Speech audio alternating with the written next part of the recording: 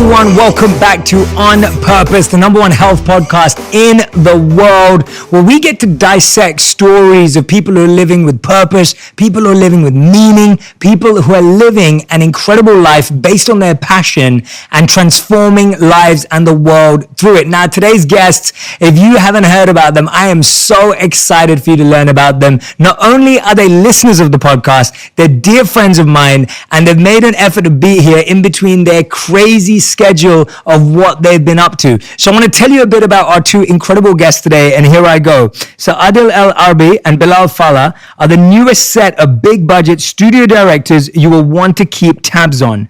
Moroccans by way of Belgium, they partnered in film school and are known for writing and directing the feature films Image 2014, Black 2015, and Patsa 2018. And they are the directors of the smash hit Bad Boys for Life. If you've not seen it, make sure you go check it out. I saw it twice in the week that it dropped, starring, of course, the one and only Will Smith and the awesome Martin Lawrence. LRB says, our movies are for a generation who doesn't have dreams. We want to give them a voice. I can't wait to hear their voices today. Welcome to the show, Adil and Bilal. It's so good to have you here, man. Bro. How you doing? I was so excited for your guys' energy to come to the podcast, because I remember the first time we went out for dinner, and then when we hung out together, and then back at the premiere as well. I mean, you guys you literally ooze authenticity. Thank you just have that energy and vibe. Like whenever I'm with you, I feel like you're being totally yourself. You're just super down to earth. You're super grounded. And despite all your amazing success that you're having, you're just good human beings, man. So thanks, man. Brother. It means a lot that it comes from you. So. Yeah, I mean it. It's such a big honor to be here. Yeah, and a privilege. Well, no, I'm excited to dive into your stories today. You've got a phenomenal story. And I think anyone who's listening and watching today, this is one of those stories that's going to make you dream again. It's one of those stories that helps you realize the value of hard work and the value of what it takes to really chase your dreams. And I think both of you embody that. So let's dive straight into it. And I want you to talk about, the first thing is, I want you to tell me about a funny memory that you two shared at film school when you met in St. Lucas. Well, St. Lucas in Brussels was a very artistic school, and it was actually full of white people, and we're Moroccans, and really, 100%. and I was very shy and not really sociable, and I didn't talk a lot, and I also didn't know how to dress well. So I was like in my corner, and then came somebody that was really loud. I wasn't that loud, but yeah, but it was like the Fresh Prince came in, Fresh Prince of Brussels. Bilal Fallah, who was talking to everybody, and I was like, who's this loud guy? Yeah, but I was like, I only saw like white people. I was like, what's going on? And in the corner, I saw Adil, and I'm like, is that a Moroccan? Is that a Moroccan? So I went to him and said, yo, you Moroccan? And I said, yeah. And then we became brothers. Yeah, we was brothers. yo. We formed a gang right away then, yeah. That's amazing, man. How old were you guys then? I was 18 then, yeah. Wow, so it's been like 14 years roughly of being friends. Exactly, yeah. That's a real friendship, man. Yeah, it's amazing that, did you ever imagine then, when you guys were 18, you're at film school, you both see each other, two Moroccan, did you ever imagine that you would make movies together one day? Well, yeah, I always thought I was going to be a lonely filmmaker. Yeah, and I thought I was gonna be like a dictator. My first movies, I was like handling the on camera. I did everything myself because I couldn't like give it to somebody else. Yeah. So. Yeah, you have your own vision like that, But when we became friends, we were helping each other out with movies, and step by step we realized that we had the same ideas, the same vision. Also, when we would read like a script or a story, in our heads, I would explain to him how I see it visually and how cut together with what kind of music, and he said, I got the same thing. Yeah, it was like super freaky. Really? Yeah, it was. It's really phenomenal to have a feeling like that. Like see somebody seeing the same thing. Yeah, that's like it's scary at first. Yeah, scary. And first of all, I was thinking, what the. I'll beat this guy. Yeah. In the beginning, you're thinking like, is this person just agreeing with everything I say? Like, that's amazing. That's very rare. By the way, I just wanted to say, and I'm saying this for everyone watching, this is the first time that we've ever done a double guest. And you history. Yeah, literally, this is historic for the podcast. And you've already raised the bar. The chemistry here right now. Now, next time we have double guests, it's going to be hard work to beat you guys. But what did you learn about yourselves and each other in developing that collaboration? Because I feel like when you're 18, we have this childlike collaboration of like, oh, we'd love to work together, it'd be cool. But now that you're actually doing it as adults and you've made multiple movies together, it's like, what have you learned about collaboration and working together in the process? Well, being collaborating, because I was like a dictator and I wanted my and nobody can touch it. I learned to like listen to all the ideas and be open and absorb everything. So, but I was like everything, perfectionist, and he learned me mostly of you have to let it go sometimes, let it loose, else I'll be working forever on one thing. And for me, I was the contrary. I was at that time really happy too fast, like it's good enough. Not to put too much effort in it. It's good. Nobody's gonna see all the mistakes. It's good enough. And he was like, no man, you gotta like pay attention to the details. So his crazy perfectionism and my lazy nonchalance, just let it happen. That combination made it work like a very good balance. You know, it's so good hearing that, because I think there's so many people who are listening and watching right now, and they're either trying to do everything on their own, or I know a lot of people who just say to me, Jay, I need to be in a team. Like I need to work with people around me and energy. And it's fun to see how both of you actually thought you were independent, but you found your complementary skills. And that's really good to hear, man. Yeah, exactly. I love hearing that. It's teamwork. Teamwork is like central in everything we do. It's actually the most important thing. If we start a project, then it's just like a family, like a team, and bring the best out of everyone to bring the best project. Because making movies, it is like you're in a football team basically. You gotta have all your awesome players, like the Red Devils. Are you Manchester United fans? Well, I'm more a Tottenham fan because I know you. I'm Manchester United. But Tottenham because Jan Vertonghen and Toby Alderweireld, they're my buddies. Well, we used to have Fellaini. Yes, I know. Manchester City, man. We had Lukaku at one point. Well, the Premier League is practically the Belgian league. It is. Exactly. Oh yeah, I got to interview Hazard last year. Hazard. You got an amazing team. But okay, move away from football. We'll get back to more serious stuff.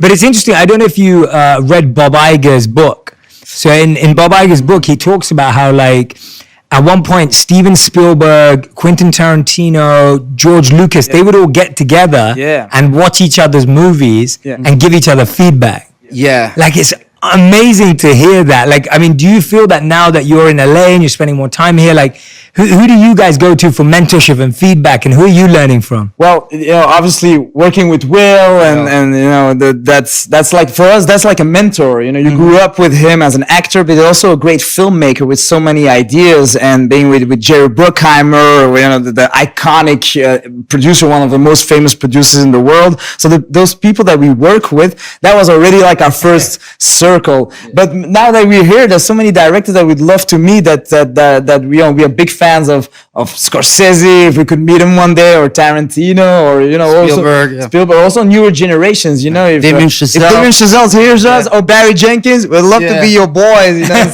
So we did that in Belgium, where there's also a new generation of filmmakers that are starting to break out also internationally in television, and we're all friends and we all watch each other's stuff, and it's great to see that we're basically all coming together in Hollywood now. So on the Belgian front, we already have that. Okay, this is awesome. Before we dive into the main part of what I want to talk about today, I want to hear the one thing that annoys you the most about the other person, and the one thing that you love about the other person. We'll start with the annoying. The annoying, but there's a lot of things. There's a lot of things. I know it's difficult to choose one, but there's like a small things. It is, it's for some reason he always like slurps. Sucks on his food, even when it's not a soup. And he always like when he eats with his mouth open, and that sound is so annoying. It's like there's only one sound and there's a. So that makes me nervous. That's really sorry that I say that. So you can't eat dinner together. No, it's difficult. You're in your zone. We do a headset and we don't talk to each other. So that's. And what about love? What do you guys love about each other? Well, one of the things that could annoy me, but actually is awesome, is the fact that he's besides the movie, where he's perfectionist, he's really like live and let live. Really, like, he's a good guy. He's really chill. He's really, sometimes, I get worked out. I'm pissed off about the small thing. I talk to him and I'll say, I'm so angry. And he's like, come on, man, just take it easy. Be grateful, be chill. I mean, don't worry about it. And I'm like, I wish I was like you. But it calms me down, and the fact that he's really very calm and chill and serene. Well, the funny thing is, I like when you're mad, because then he has this driving force that it takes me, it gives me a lot of power to go and that mad, or when you're mad, you put it always in work, positive, positive, canalize it in some positive thing, in positive energy, so that's why it's good that we have this dynamic thing, because he's when I'm too stressed really out, like opposites the whole time. he's like the Zen master, and I'm the energy booster. Yeah, well, no, it's good. You can tell that you guys are great friends, man. And I want to dive into it now. We want to talk about serious filmmaking stuff, because you guys are incredible filmmakers. You're innovative. When I saw Bad Boys for Life, and I remember you sent me your Belgian movies too, which I had seen. So when I watched them, I was blown away by, whenever you see sequels being made now of movies, it's always it gets harder and harder and harder. Yeah. And usually the quality of the movie goes lower and lower and lower and lower. Yeah. And obviously I knew you guys before I watched the movie, and so my hope was that you were going to bring something amazing to it, and you did. I think everyone who watched it genuinely believed that the storytelling was incredible, the videography was awesome, like it was fresh, it was new, but it still kept the same like roots and grounding of what we all grew up watching Bad Boys. But let's tell me that journey, and we'll do the Bad Boys journey, and then we'll go backwards on everything you did in Belgium. Tell me the journey of you two being at film school together, watching things like Fresh Prince growing up and Martin after school, and then you get this call that changes your life, that brings you into this world. Like, tell us about that journey. Well, yeah, for us, when you're in art school, mostly they train you to make very auteur cinema, which is good. It's a good thing. But it's mostly like art house movies, movies that you go to film festivals and stuff like that. So Hollywood is not really a good word there. Hollywood's like, nah, you're not in the right school. Cool. Hollywood's not cool. No, it's not cool at all. And we, as we would secretly say, so, hey, you like action movies? And it's like, yeah. Hey, do you like Jerry Bruckheimer movies? Yeah. You like Bad Boys? Yeah. Hey, if they don't make it, when are they going to make a third Bad Boys movie? That was what we were starting to say. And at film school, and year after year we say, hey, if they don't make a Bad Boys movie, we're going to make that. Because back then we were 100% sure we're going to do film school, and then we make one movie in Belgium, and right away we're in Hollywood and we make Bad Boys 3. So that was all the time.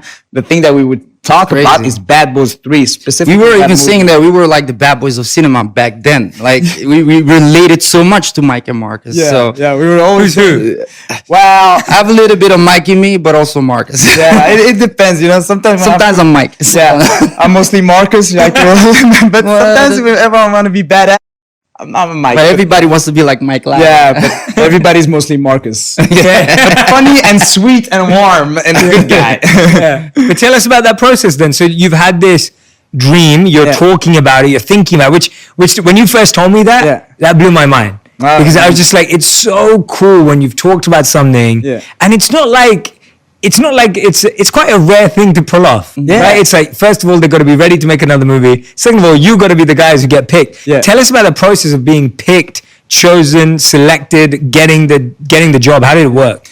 I just wanted to tell another little story. So when I was 12 years old, I grew up. I was like small, and then I grew really tall, and I became really skinny. And at school, I was like a nerd, and everybody laughed with me. So I was like a big nerd. And after school, I always saw the Fresh Prince of Bel-Air. And the Fresh Prince of Bel-Air, I started to think like, I have to be like that guy, I have to be like open and just like, so because of Fresh Prince, I started to think like, I can be a movie maker. I can do this. I can be cool. And basically because he was Silly Billy, like Silly Willy. And Will Smith saved his life, basically. Yeah, basically because of him, I started to open my mind to whatever, I can be whatever I want to. And to make a movie, first Hollywood movie with Will Smith, it's just like bigger than life. Yeah, and it all started when we met each other. There was a book which was called Black, which was about gangs in Brussels, and it was a Romeo and Juliet story between a Congolese girl, 15-year-old girl that falls in love with a Moroccan guy from a rival gang, and it was a very hard, very shocking story based on true events. And when we read that book, right away we knew, okay, this is going to be our Do the Right Thing, our La Haine, our Mean Streets. This movie is going to be our ticket to Hollywood, no matter what. But we were in the first year of film school, and we had flunked that first year when we read the book. So it was like still 4 years to go as the students. So we were like, okay, we need to make this movie by any means necessary, because this is going to be the one that's going to bring us to Hollywood. And then once in Hollywood, we're going to ask for Bad Boys 3. So that was like the ticket. That was a plan. Yeah, it was really like that. And they were already planning to make a movie out of that. So we were thinking Belgium. Yeah, in Belgium. Game over. We were still students. So year after year, we started to make better short movies, and every short movie was basically a sort of adaptation of that book. Up until we started to win a lot of prizes with a movie that was called Brothers, and then we got the opportunity out of nowhere to direct the adaptation of that book, Black.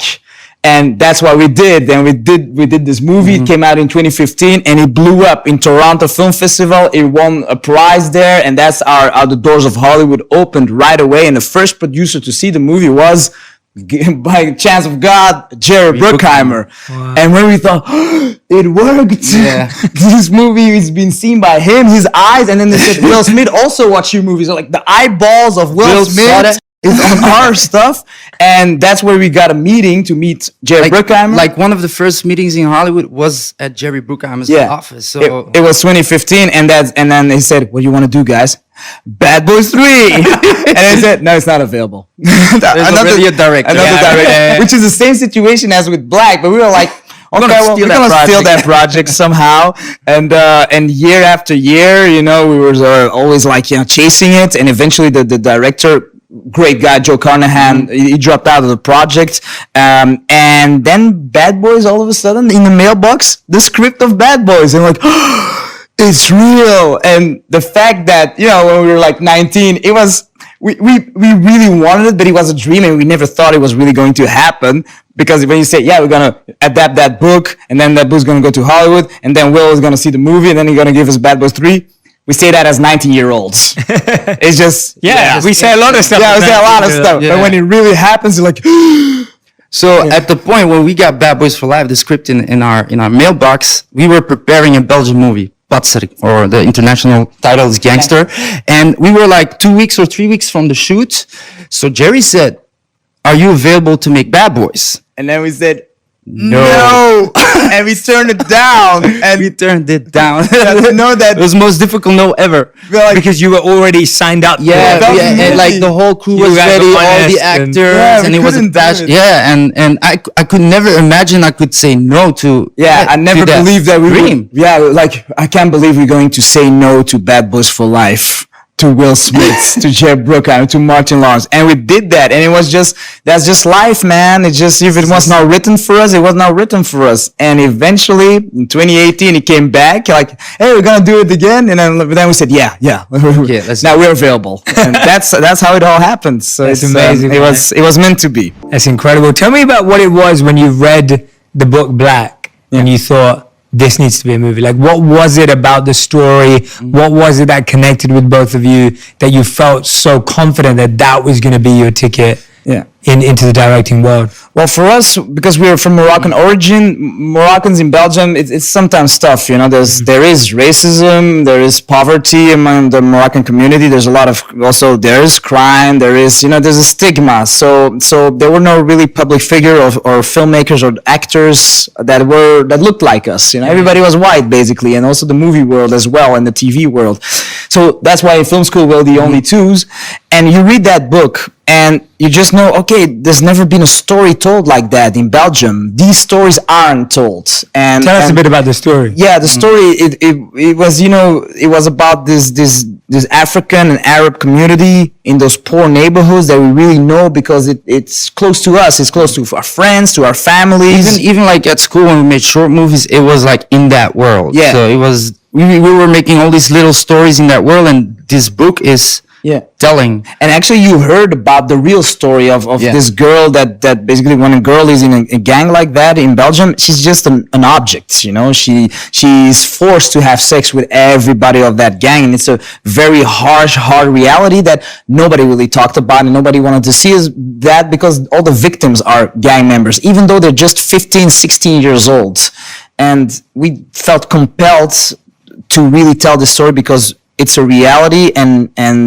these are victims. Their stories are worth being told to the world. Yeah, and those stories were like, it wasn't a newspaper, just one line. Nobody talked about all that violence that was happening in that world. So it is, and because all these victims are from that world, and it's not like they don't care. They don't care. So having this story and telling this story from a black girl's perspective was just we felt like this story has to be told. And at the same time, the casting, there was all the actors never played in a movie before, because in acting schools or in the casting agencies, you didn't have the diversity, and we needed to find them on the streets, and there were some singers, some rappers that eventually got the part, and for the first time people could go to the cinema and watch the diversity on the screen reflected. Yeah, I'm just going to explain more about that casting process. While I was at school, I saw this movie, City of God, and it was talking, movie. And I saw like everything about that movie, the making of, and all these actors were from the favelas. So I had just this personal connection with that movie, because it was like you don't see Moroccans or blacks on the TV screen, so we were forced to find actors or people that never acted. And this movie was exactly like City of God. We had to like search on the streets, and we knew there is such a big pool of talent that nobody saw. So we did like 6 months of intensive casting on the street. We went everywhere.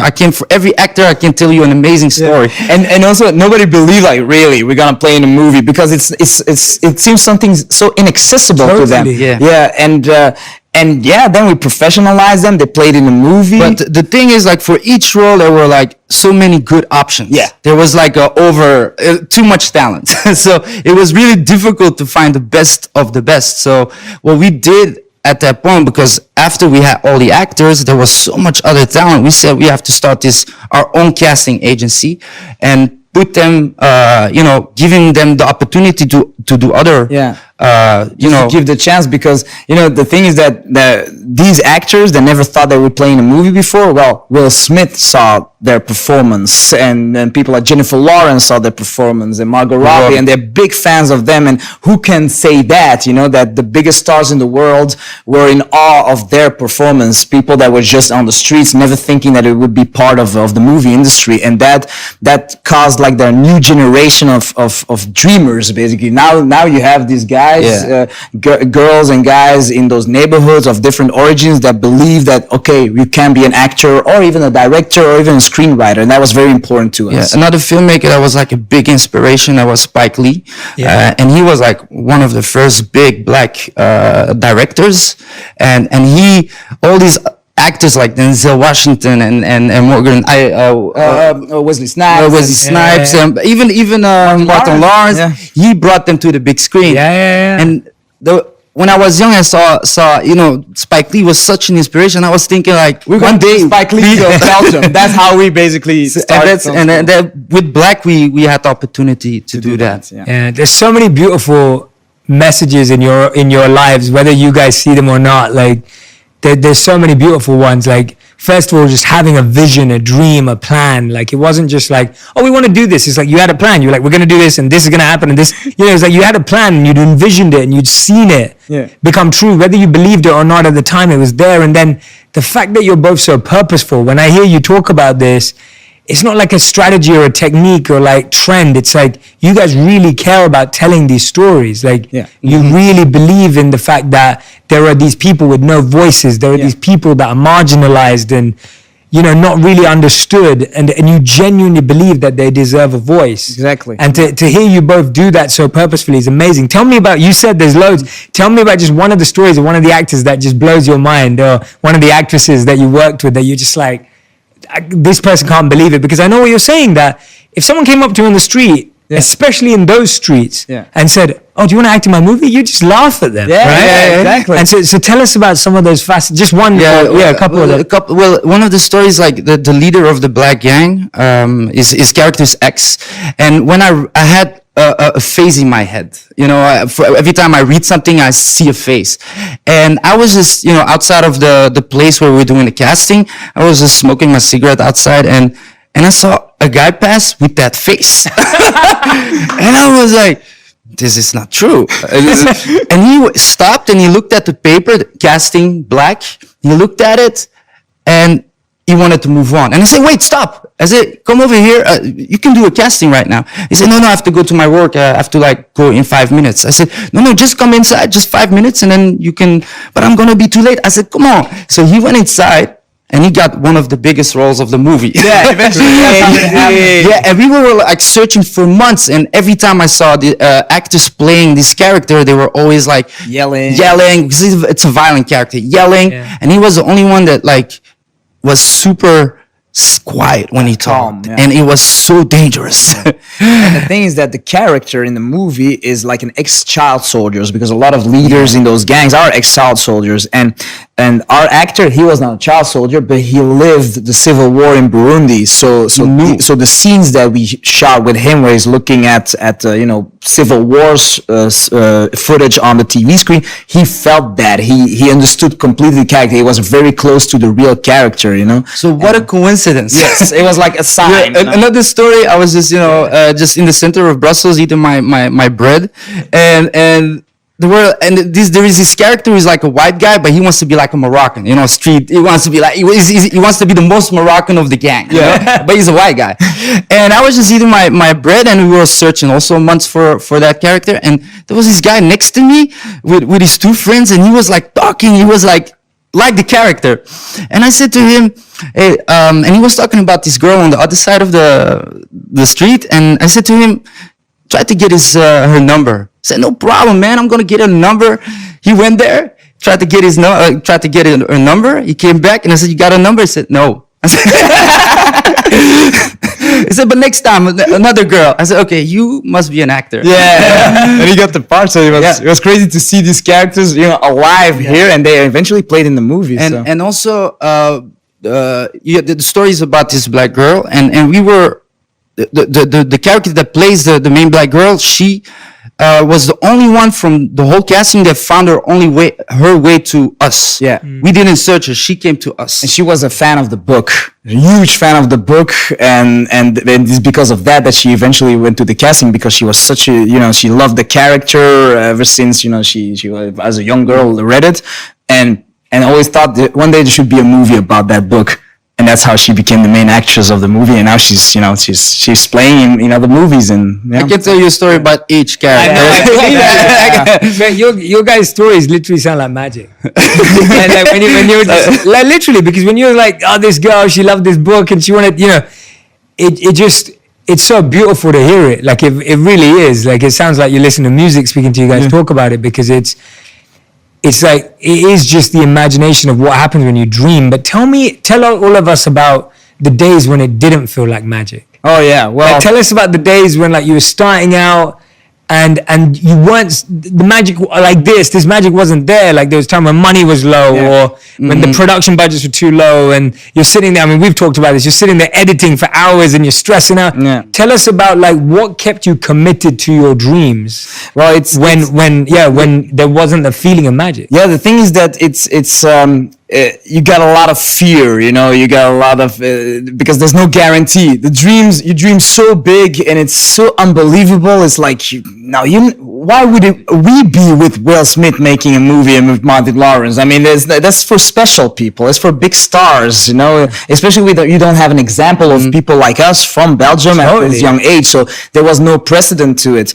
And we had no money, and our family were really poor. But my family was okay. But, when you start to study, yeah, you live on your own, no money. No money, and my family was really poor and they didn't have any money, and movies is basically a job for either the super rich because you got mom and dad giving, it's like funding your hobby, or for the super poor because you ain't gonna get any money for years, and it's not something that you cannot do that on the sides. You gotta go all the way for movies. If that's really your passion, your dream, yeah, you gotta spend all your time in it, which means that you don't spend your time earning money. and but it was also the thing that would make us survive. It's like when you say it was our purpose, it was really the thing. Okay, we're in a difficult situation. It sucks. I'm sleeping at his place, which is the place of his parents, on somewhere in the attic. In the attic, on a mattress on the ground.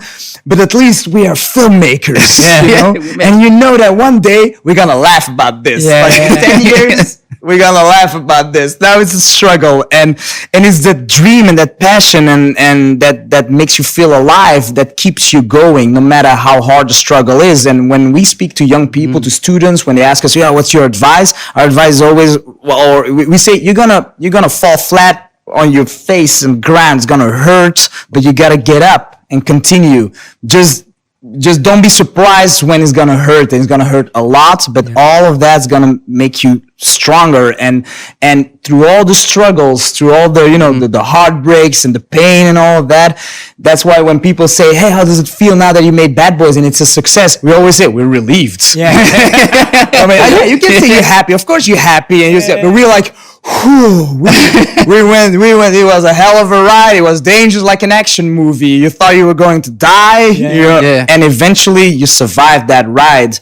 And making Bad Boys was the hardest year of our lives. It was maybe the worst year of my life. Everybody's like, "Oh, it was such a fun movie." It was probably also really fun to make it. It was. I think I went deep, man. I went really deep in darkness, in sadness, and I would ask, it's like our dreams that come true. I didn't know it was going to be a nightmare sometimes. And he said, it's always like that. It's a big change, big achievements, and it's gonna hurt. A lot of pain. It's gonna hurt. And it's well said that it's like, you're on a mountain really now fast and high, and you cannot breathe because, there's not a lot of oxygen, and you're like panicking. And the thing is, you want to go down quickly, but he said, no, stay there. You stay on that level and get used to it, and starts to breathe, no panic. And then after a while, you get used to it, and the pain and the heartbreak and the doubts, they go away, because like, oh yeah, okay, I'm getting used to it. And some people around you will be on the same level and also learn to adapt with you, but some other will like, no, go down and pull you down. And they said, no, stay on that level. That's what Will said to me when I was really drained, and I was crying for an hour up on set, and said, whatever's going through your head, it's gonna be all right. So it helps having him motivate you. And it was like a godsend. There must be a sign, something from the universe or God, that from all the stars you could work with, it's him. It's motivational speaker Will helping, because sometimes we would have lunch meetings and not talk about the movie, but he would talk about life and how how to heal yourself. And as around that period that I got to know you, a person very dear to me talked about you, and she said, you should listen to Shetty, and I was like, who's that guy? And like, you just got to do your own stuff. Don't listen to all that's things. And then I started to listen to you, and it was like medicine. Yeah. I was like, whoa, what is that? It's like, it's as if, where were you all my life, Jay? I needed you all my life. And it opened up a whole world to me of the healing and growing and on the spiritual level, because I always thought, when I achieve something, and same for you achieve something, and then you're going to be happy, and then you're going to be good. Like, oh yeah, okay, we're struggling, we have no money, but one day we're going to make our first movie, and then we're going to be fulfilled. And then it doesn't happen. We make our movie, but you're not fulfilled. Then, oh yeah, we're going to make a better movie. And then, we're going to go to Hollywood, and then we're going to make Bad Boys. And when you make Bad Boys for Life with those 2 stars, and you're on the top of the game, and still you're not happy, you crash, and then you got to find something else. You're going to find something deeper. And listening to you, it was so funny that Adil is like, before you, before Bad Boys, he was like totally not motivational. He didn't like all the quotes. He didn't like all those deep meanings. He was like trashing every. Every time I saw, because I was like into it on Instagram, and I started to like getting to the podcast, and I was like, and all of a sudden I see a deal. Like listening to you, and I'm like, you're listening to Jay Shetty? Well, for me, it was like when I started listening to you, it kept it a secret. So when we met, I didn't tell him because I was, he's gonna say I'm some crazy, And then when he saw the picture that you and I took on Instagram, he said, "You know Jay Shetty, you're a fan too." It's like you can. I was not telling him because I was going to my process. Yeah. And it's like it's crazy that we talk about everything, but you were our secrets. That is the best story about me I've ever heard. That is amazing. I love that. That's hilarious. Thanks for sharing that. Okay. My spirituality, because we're Muslims, it's also been a strong force throughout our throughout the pain, and every time when you don't make it, you just accept the fact that God has a plan for you, and that's something that I always hold on to. Like you want to achieve the dream, but imagine I did everything I can. That's the most important thing. At the end of my life, I have to talk to myself and say, you did everything for your dreams. And if it didn't work out, it's just the way. And if you believe in that, you accept everything. You start to accept everything. It's in God's hands or in the universe's hands. Whatever spirituality you have, I think it's important to have. That's beautiful. In the journey to your dreams. And you see that in so many incredible people's lives, their faith and belief in God or the universe was such a important thing for them. Look at the people that made the biggest changes in the world. Exactly. They all had that. Yes. And so you can see how important it is for all of us in the way, because you both are change makers, like you're filmmakers, but you're change makers. Because you're trying to make films that change people's lives. You're not just trying to make films. Like messages are so important. Tell us about, so you talked about the advice that Will was giving you, which is beautiful to hear, because I know the same. Like Will's so philosophical. We had that conversation that we were together at, like it was brilliant. But it's like, tell us about the advice that you had to give Will and Martin. Tell us about that process of when you're sitting with like, like you respect these guys. Like I had to make that trailer with them, right? And like for me, you weren't there that day. I needed your help. Like when I got the call to be on that trailer, so it was the production company that Sony was working, whatever. And they're like, we want you to be in this trailer, and we want you to come in, and we want you to be a life coach or a therapist for Will and Martin, and it's kind of like couples therapy. And they were very respectful. They were like, like we don't want to make coaching look bad or like, are you? And I was like, no, this is great. It's fun. And I was like holding the phone going, this is amazing. I was so excited. And so I want to put that scene in a movie. I know. I'm like, why was it no? And I was so nervous because, I'm like, and I've spent time with Will before, but I was so nervous to like be in an acting setting with him. I was like, what do I know, man? And so I went to acting class for 4 days in a row. For real? Yeah, 2 hours. You did it really well, by the way. Thank you, man. Thank you. But I went every day to acting class because I was like, I can't go in there and not feel comfortable and confident. Yes, exactly. And it's just like, I went in there and I was like, wow, like this is gonna, it's when you've looked up, the same with me. I grew up on Fresh Prince, my favorite show of all time. I'd watched it 1,000,000 times every episode. So I feel everything you guys are saying. How hard is it to then go in there and then have to give advice, give feedback, give direction as directors? Tell us about that. Well, it's, I was 7 years old when the first Bad Boys was made. And now you got to 25 years later, you're there, and you have Will Smith and Martin Lawrence who play these characters who know everything, who know the industry, 30 years in the biz, and 30 years, that's our age. And then we're just two rats from Belgium. We don't know. And then you're gonna have to say to Will and Martin, look, you could do this better. And they could easily say, I've been doing this for 30 years, and they never did that. They never said that because unbelievable how humble they are. They would ask us, Will and Martin, so how do you think? Is it good? And we in the beginning were like, you're Will and Martin, of course it's good. We're not gonna, say anything. But the thing is that they chose us. They chose us to be their directors. So they want you to direct them. And sometimes Will, the first week, Will tested us. He tested us. There was something he didn't want to do. He didn't want to wear the badge, the cop badge on the chain. Okay. For some reason, he didn't want. And every time he had for us, it was super cool to have the Miami badge. Because of the second movie, they have that. And then, every time he had a good argument, so a filmmaker's argument, like a scene, said, no, we're at the bar, we're not on an intervention, so no reason to do it. So, okay. Another scene, he said, yeah, we're just walking here. We're not in an intervention. No reason to do it. All right. And there was only one scene left. If we don't have that, it's never in the movie. Yeah. And it was an intervention scene. So we go to, and it was the first week of shoot. So, where's your badge on the chain? And we'll say, oh, no, we're not going to do that because what? It's an intervention scene. And then he said, in front of the whole crew, everybody, this is so unnatural. This is so wrong on so many levels. And we're like, then heartbeat goes fast. He's like, he's talking. He's like, he's not agreeing with you, pretty angry. And then this is wrong. This is wrong. And then Martin can wear it. Martin, I would wear the badge. Well, he can wear it. Then it's both or nobody. 45 minutes, and after 45 minutes, you gotta wear the badge. Well, and it's okay.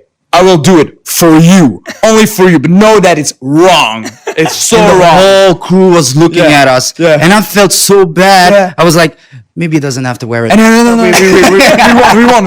Let's keep the badge. And we never knew why, but I think he did that to test us. Like, really, are you guys, we're fanboys, but are you also going to be directors? Yeah. And that process was the whole time. Even with the script, if we had an idea, he went like, why? And like asking so many questions. We had to, like, normally we think till a certain point, but he pushes us to go all the way. Like, why, as a filmmaker's creative standpoint, do you want to do that? And if you really, as a creative, you want to do that, he fights for you. He falls on the sword for your ideas. So that was really great. Wow, that's awesome, man. That's great to hear. And this is what I love about this conversation that we're having, is that people see, like, getting the movie seems like an achievement, but actually the challenge starts there. Yeah. Because you're now in the big league. You're now working with people that you admire. And on top of all of that, you've got to realize the fact that now you're being judged for real directing and real filmmaking on a high level, which seems like a high challenge. How did you guys prepare yourself to learn how to be open to recognizing that now the challenge starts and still allow your creativity? Like, when you were doing Black, you had a lot of guerrilla filmmaking, you were taking a lot of risks. You're like, how did you let that energy stay, or did you actually have to change energy?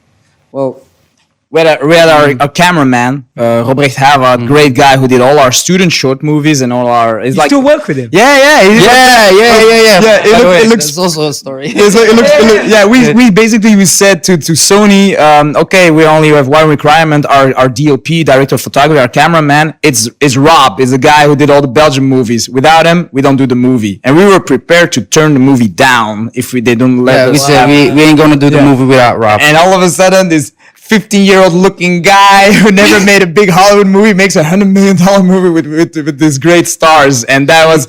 So you have to imagine, as a studio and Jerry Bruckheimer, and you have two young guys who never made a big Hollywood movie. Our biggest budget is like $3 million, and this is like $100 million. And then the cameraman is also somebody who never did this, like who's in charge for all the image. It's also the same guy like us. But having us three basically helped us in eventually thinking it's the same as making a movie in Belgium. Because the first couple of weeks, you don't breathe, you don't sleep. You're like, it's like dead or alive. It's also weird because it's like a dream. It's weird to be on set of a big Hollywood movie with like 250 people and being in a movie yourself. It's like this iconic. We always thought this is like an episode of Punk'd. Michael Bay's gonna come and say, it was just a joke. It's for a TV show, actually, guys. I mean, because it's like you don't fit, you don't belong there. It's like you enter the making of or something, but the thing is, the eyes of the world on this movie, whereas when you do a Belgian movie, it's only the eyes of some Belgians. If you tank, nobody's gonna know. But there, if you crash hard. And there are so many fans in the world that grew up with that. You don't wanna. And the thing is that it's like as if you're in the war, or you gotta jump in the water, and either you're gonna like sink, or you gotta swim. Even you think, I cannot swim all that ocean. You're gonna have to learn and do that. And before when you do that switch, not thinking too much, actually, not overthinking, not overthinking. Yeah, but you guys broke through imposter syndrome, because that's what so many people struggle with, that when you finally made it into what you always wanted, and now you're like, or maybe I'm not actually meant to be at this table. Like, maybe we don't deserve to be here. Like, what makes us deserve to be here? What made you trust the process? Like, what made you feel like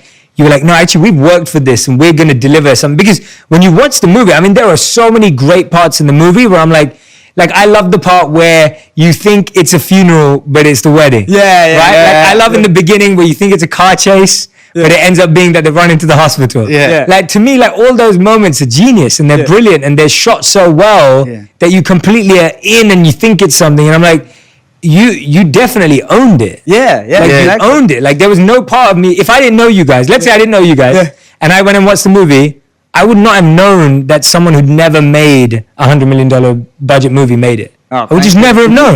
Like you wouldn't even think of it. Yeah. Right? But that's why I'm happy I know you guys. Yeah.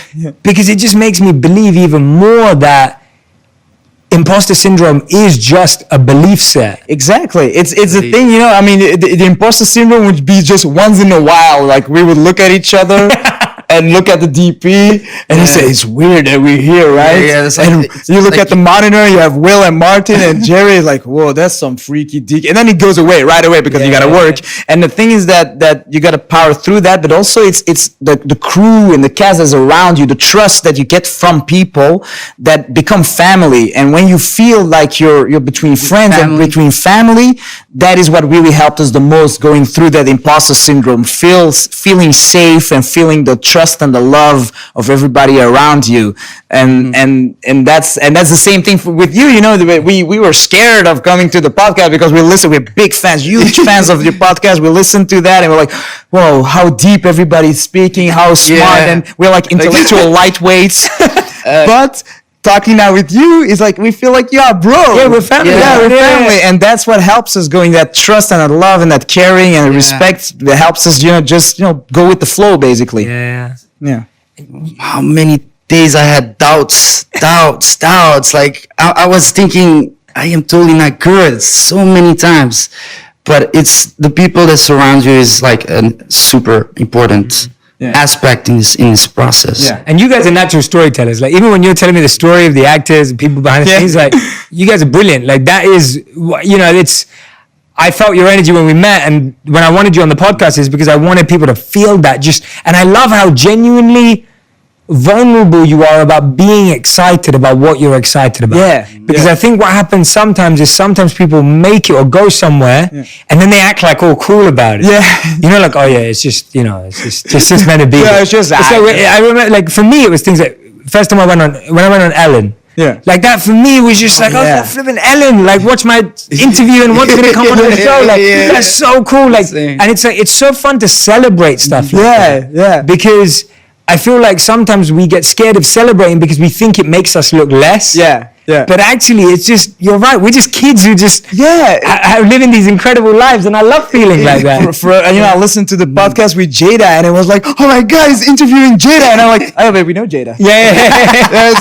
So that's the vibe that we have. And I like seeing it with you guys. Yeah. And I want people to experience that too, that you don't ever have to pretend to be someone you're not, or you never have to lose that excitement and that, authenticity has always been something very important to us, and we did everything to keep that same authenticity in a Hollywood movie, because we could have done maybe any action movie, but the thing about Bad Boys is that these two characters, it's us. It's like we told with this movie a very personal story, what it means to be like the ride together, die together, what it means sometimes when you're almost on the verge of a breakup, you don't want to do the same thing, you have another vision. Sometimes there were periods where we didn't want to make movies together, like this is over, man, I got another vision, and in the end it comes together, and by reading that script of those two characters, we felt like this is us. I think every human being in the world searches that same connection with somebody, that friendship, that if times go up, that you have somebody having your back, and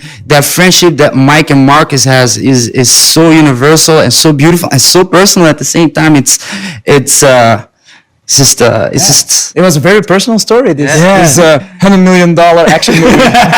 What were the other messages? I think that's important because you've focused on making movies that have messages before this. I felt when I was watching there were a ton of messages like the one you just shared. What were other messages that you were trying to, that, maybe I need to watch it again and notice that? And what were some of the messages that were big for both of you? Well, it was, working with Will is like the grow or die message, basically. Yes. Even though, I mean, when you make all movies have a certain message, and you don't want to like message, it becomes cheesy. But it's like the underlying theme, and it's you want to have an arc where people evolve. And this Mike Lowry character, he's at the start of the movie a certain way.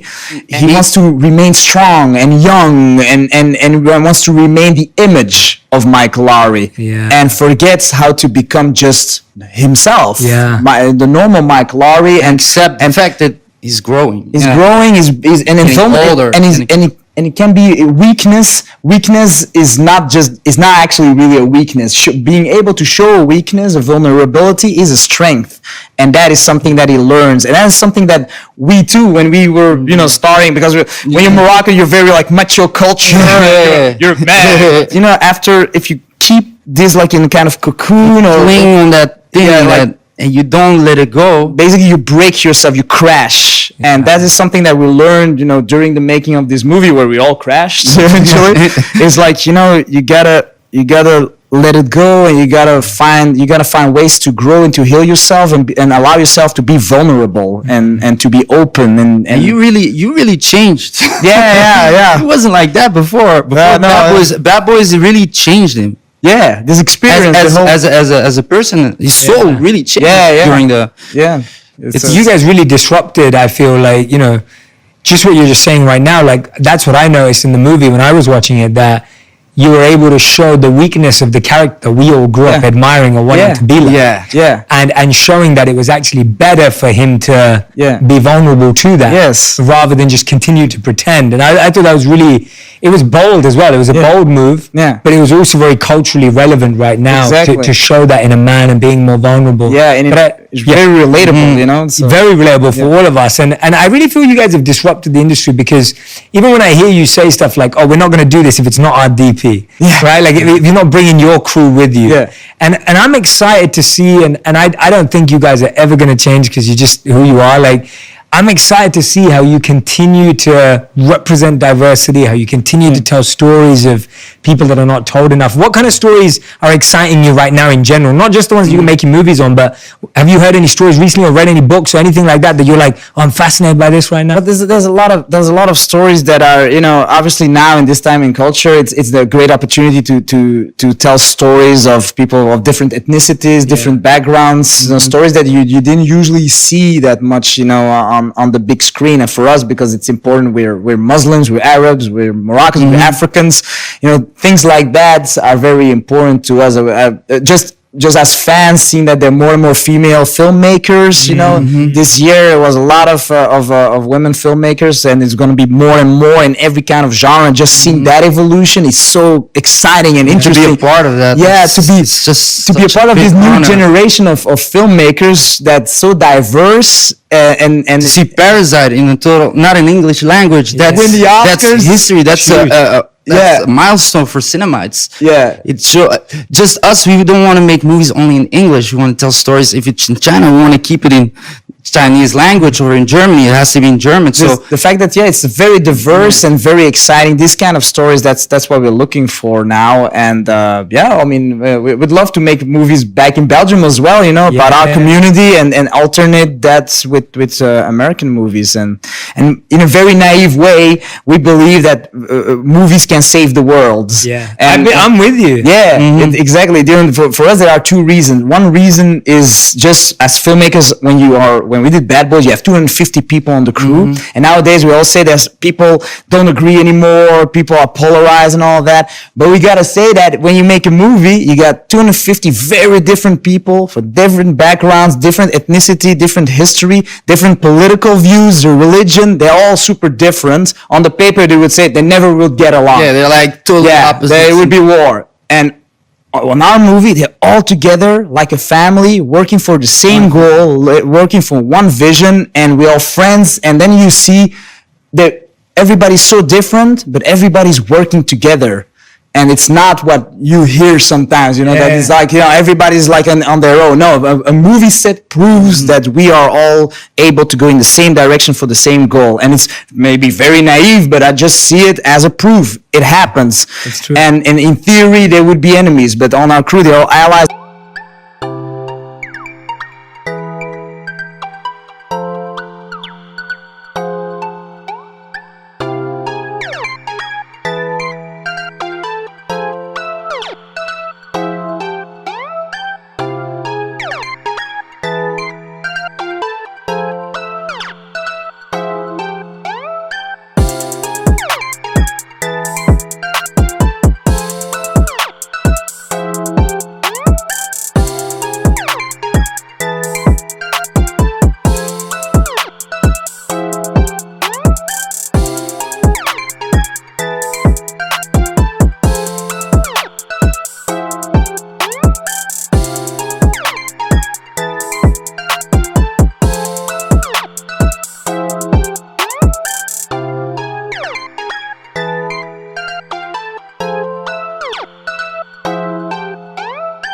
And friends and family, and they care about each other. And on the other hand, movies is something very empathetic. You know, you cannot make a movie or watch a movie if you don't have empathy. And empathy is something that you talk a lot about. And it's just crazy that everybody in the world, no matter where you are, what you are, you have empathy for this character that you don't know. It's a character you don't know. It may be also a fictitious character, a character from another planet, from another era, and you feel for that character. You fall in love maybe for that character. You hope that a character is going to make it. You're going to cry if that character dies. And that's crazy. That proves that movies make people human, and that empathy exists through movies. So that's why in this very childish way we think movies save the world. No, it's not childish, man. You guys, I feel the same way. The reason why I started doing podcasts or media or videos and all of that was because I felt that media changes our vocabulary around an issue, around a theme. Like when you were able to show a man's vulnerability, like now it's like, oh, wait a minute, I think I'm Mike Lowry, but he's growing when he's doing that. Oh, maybe I should do that, right? It's like we mirror what we see in media all the time. And I feel like media is always going to lead the way because more people are going to watch movies than read books. More people are going to watch movies than come to a course or a workshop or a seminar. It's always going to be the same way. And therefore, I'm so happy that people like you are making movies. Thank you. Because I feel like our faith is in good place. Like, you know, we need storytellers who want to tell those stories, who want to have deeper messages, but in a smart and entertaining way. And I think you guys do it beautifully. So we're going to do what we always do on the podcast, as you know it, because you listen. Yes. We've added another segment recently, which I don't think you would have heard yet, because it's in the new episode. It's called Fill in the Blanks. Oh, fill in the blanks. So I read a sentence, and you both have to fill in the rest of the sentence. So we'll go with both of you. Whoever goes first. I don't mind. You decide who goes first. Okay. Being a director is similar to? Being a captain of a boat. Exactly. And sometimes it can be the Titanic. Okay. Good. Oh, exactly. No, you can't say that. No, you can't say it. Being director is Similar to. is Trenches. pretending you know it. Okay, good answer. A great movie starts with. A great title. Okay. I would say a killer opening scene. Okay, good. All right. The best way to manage actors is. Being a psychiatrist, a lawyer, a politician, a diplomat. All the skills. Gotta be everything. All right. There is no film without. Empathy. Oh, nice. Camera. All right, good. All right. Working with a partner is. Love. Riding together, dying together. Nice. I like it, guys. All right. The one film I wish I made is. Star Wars. Well, there's a lot, but I would say. But you know, Star Wars is such a big universe. Just between us, Star Wars is like the Greeks had their mythology. We have Star Wars. Greek mythology. Just between it became a religion even now. So I did. It came out of one mind. Yeah. And the whole universe it's created is unbelievable. It's infinite. I would say Jurassic Park. Oh, yeah. Park, yeah. It's a good movie. Yeah. Jurassic Park's a good movie. All right. Martin Lawrence and Will Smith are both Brothers for life. For life. nice. When I first started directing, I wish I knew. That no matter how big the movie is going to be, that movie is not necessarily going to make you happy or bring you happiness. It's going to be something else. Oh, Yeah. that's beautiful, man. And no matter how big the budget is, there is never enough money, never enough time. Nice. That's good answers. These are great. These are great. My proudest moment has to be. Yeah, lots, but I think being able to show the movie to my dad, basically, Yeah, you know, yeah. to have him in. He was sitting in the theater next I to know. you. I know. It's so Yeah. nice to meet it. Yeah, and he knew also his wife is a big fan of you, so you know you're a secret fan. You're secret fans of you, but being able, Yeah, he's there. yeah. You see the movie, and it's the first, maybe also the first time he met Will Smith, because the very first single I got was "Miami" by Will Smith, and he met him for the first time in Miami. Oh, wow. My proudest moment is that I always kept going. Yeah. Kept going. Yeah. Nice. That it's the movie is made. It's just Amazing. my proudest thing. I love it, man. All right, these are your final five, your fast five, which you guys know about. So the first question I'm going to ask you is, if someone gave you $300 million in funding, what movie would you make and who would you cast? Oh, a new Star Wars, New universe. Something Yeah. that's not based on any books. It's just like George Lucas. You come up with something new, and then you have nerds doing fan fiction and making war with each other, clothes and toys. Yeah. And it goes on generation to generation. It just created like a monster, like George Lucas. He created Frankenstein, basically, you know, in the movie world. So that.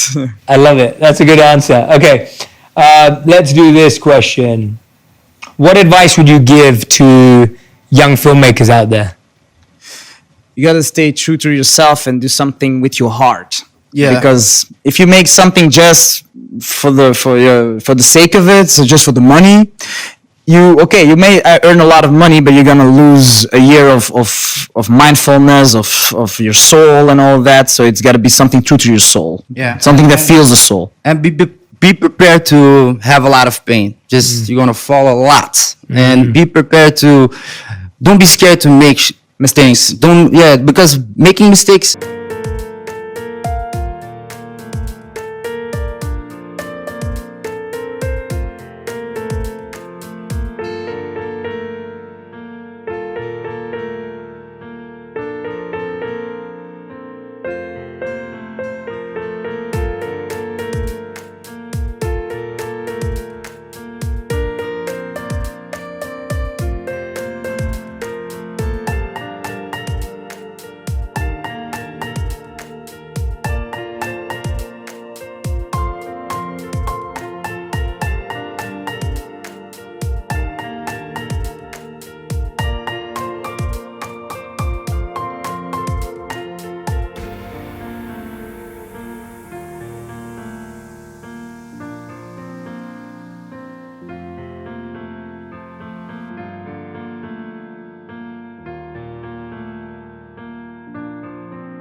That's when you learn.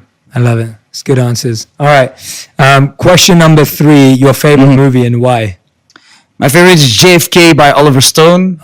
Because it's I was very young. I was 9 years old when I saw that, and it's a historical movie about something that really happened, about conspiracy theories, and it makes you think.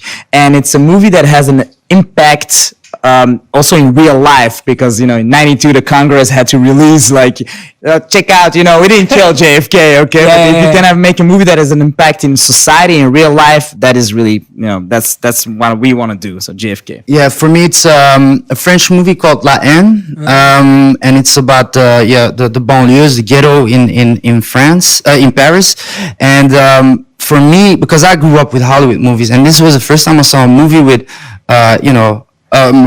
Moroccan or black guy from like the same world as me, and it was shot in a way, it was like cinema, it was like in a Hollywood way it was shot, and then I understood that maybe I can do that too. Maybe that made me believe that I could do a movie, and I think that's the most beautiful thing you can do as a filmmaker or any artist, is if you can inspire somebody to do it. Nice. That's what Lion did for me. Awesome. Question number 4 out of 5. what's happening with Beverly Hills Cop 4 and Adam Sandler? What's happening? I saw the story. So when we didn't get Bad Boys, we got Beverly Hills Cop 4. So we thought this is going to be the movie we're going to make in 2016. Didn't happen. Then Bad Boys came, and because Bad Boys worked out, now we got Beverly Hills Cop 4, and we're working on it. Yeah, we're working amazing. on it. Eddie Murphy. The Godfather. So the way we look at Will Smith, Will Smith looks the same way at Eddie Murphy. For him, it's like, it's the Tom, you know, and making a movie with a legend like that would be next level. And Adam Sandler, he's just the coolest guy ever, sweetest guy ever. And he said, hey, if we find something to work together, let's do it. You know? So what he did in Uncut Gems was so unbelievable. Yeah. And he has so much to offer. Yeah. Yeah. I love it. All right, fifth and final question. All right. So we can stop being in this sauna right now. I love sauna. But Dr. Daniel Amen, who was on before, he told me that this is good for our brain. Okay. He said, yeah. So that's Thank why you for I'm using that wisdom. No, I'm just giving an excuse. Thank God. Saying me and you were like, okay. Fifth and final question. What is the biggest lesson you've learned in the last 12 months for you? Doesn't have to be professional or whatever. Mm-hmm. Oh yeah, one. Wow. When I'm in a meeting or have a good idea, somebody says something good or bad, or I think it's good or bad, I gotta say, let me think about it. Because I didn't do that enough. And when you're in Belgium with a small movie, your reaction or your decisions don't have that much consequence as a $100 million movie. Yeah. And whether I was enthusiastic for something or I hated something, I should have just said first, let me think about it before I say, no. So that's what I learned the most. Nice. Let me think about it. For me, it's let me say it. It's sometimes I'm in a meeting and I'm thinking something and I'm like, I think I have to say this, but I'm not gonna say it. Right. And that makes a big difference because sometimes it's too late and then you say, I had to say it. So don't regret, say it, don't be afraid. Yeah. So I'm starting to learn that. Don't be afraid of saying what you think. And in the worst meetings that we had is because he didn't say it and I didn't say, let me think about it. Then we crashed. I love it, man. I love it. You guys are the best. Honestly, this is the most fun I've ever had. Like, this is so good. Like, Thank you. I could sit and talk to you guys for hours. Like, I'm genuinely so excited to see the movies you guys are going to create. Thank you. I want to serve and support in any way that I can. I'm here for you guys if you ever need me. Can't wait to read your book, man. Yeah. Thank you. I'll definitely get you guys copies. But yeah, don't literally, you guys can call me anytime I can help either of you with anything. And just, I'm so proud of seeing what you guys are doing. And I know that there are so many people out there who are listening and watching that can be inspired by you guys. And I can only hope that you continue to be the same way because you guys are great just the way you are, man. And Thank you, bro. Give me a hug. Hey. Big love, big love. I just want to say, Jay, thank you for being in our lives. Do it, man. You guys are the best. Thank you so much. Everyone who's been listening and watching, go and follow these guys on Instagram. Go and find them. We will tag them into all the posts. Go and follow their work. Go and support everything they do. They've got so many more amazing stories to tell. They're just getting started. Please go and give them all your love and all your support and anything that they said because they're so humble that they don't know it. They dropped so many lessons today. They dropped so many messages today. They dropped so many beautiful insights today. I want you to share those insights. I want you to tag all three of us so we can see it, mainly so that they can see it, because I want them to realize how many beautiful lessons they're sharing with the world. So